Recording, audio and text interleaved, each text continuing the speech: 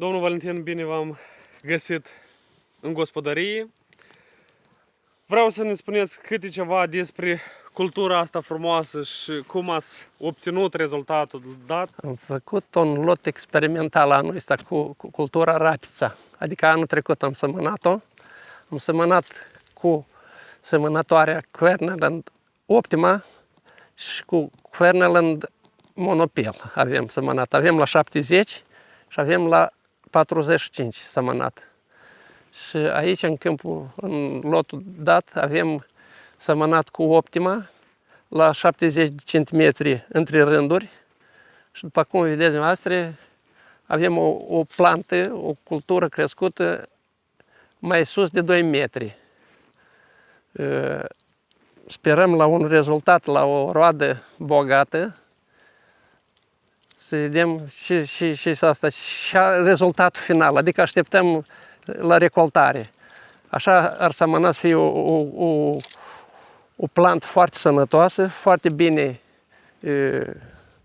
bogată în semință, dar rezultatul final vi-l obține la recoltare. Din toate care le avem, sperăm că să fie o rodă una dintre cele mai bune în câmpul dat de rapiță. Avem 2 ghibrizi ai alături puși, separați, să vedem roada a fiecărui ghibrid. Avem semănat tot la 35 de centimetri am făcut un lot, avem din neexperiență, din teamă, am riscat să mergem și a doua oară, că ne cam părea cam prea rar.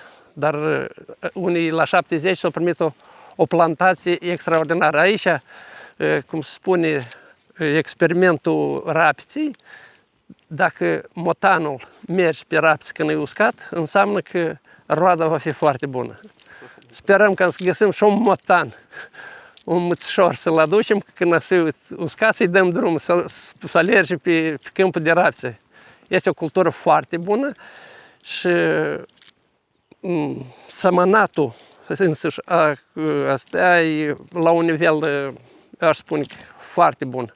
Deci de atât eu aș recomanda și la mai mulți agenți economici care se ocupă cu agricultura, au plăcerea, îi poftim să vină să vadă plantația pe loc și rezultatele vor fi descrise, vor fi descrise tot la compania Elite Tehnica, care conlucrăm cu băieții și avem rezultate destul de bune.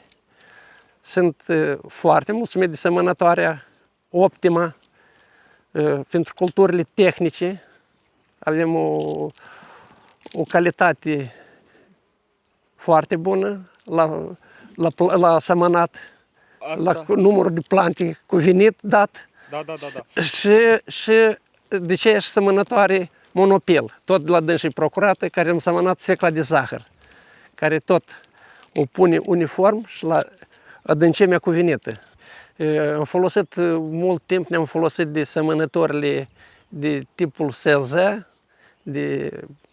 de cereale, care nu erau ușor de reglat și era un surplus mare de semințe de ghibrizi, adică trebuia să mărea norma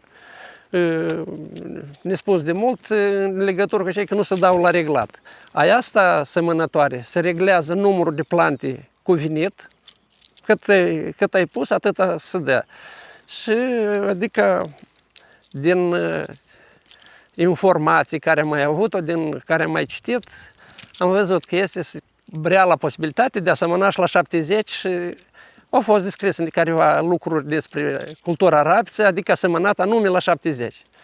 Și am apelat la băieții de la Elite Tehnică, am întrebat dacă au discuri pentru rapiță și au sărit în ajutor, ne-au dat discurile și camerele de semănat pentru rapiță și rezultatul se vede pe loc. Spuneți, vă rog, câte hectare ați reușit să lucrați cu semănătoarea?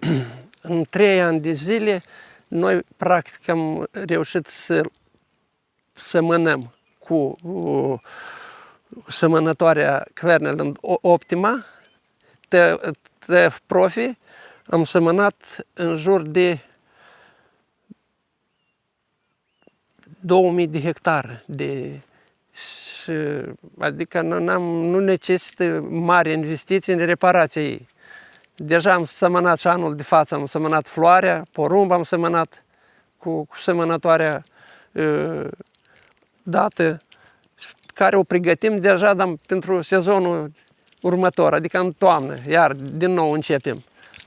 Pentru rapiță, cred că o suprafață, adică practic toată suprafața, cred că vom semăna numai cu asta semănătoare, de atâta că rezultatul se vede. Vreți, adică o să mergem acolo și o să vă arătăm și la 45 și o să vă arătăm și la semănătoarea SZ, plantațiile.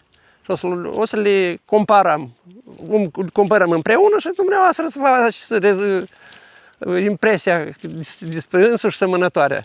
Noi suntem foarte mulțumiți de această semănătoare, cu o precizie foarte bună, foarte ușor la reglat, la toate lucrurile care sunt puse pe dânsa sunt binevenite și dat îngrășământ și de semănat culturile tehnice și în afară de aceasta suntem foarte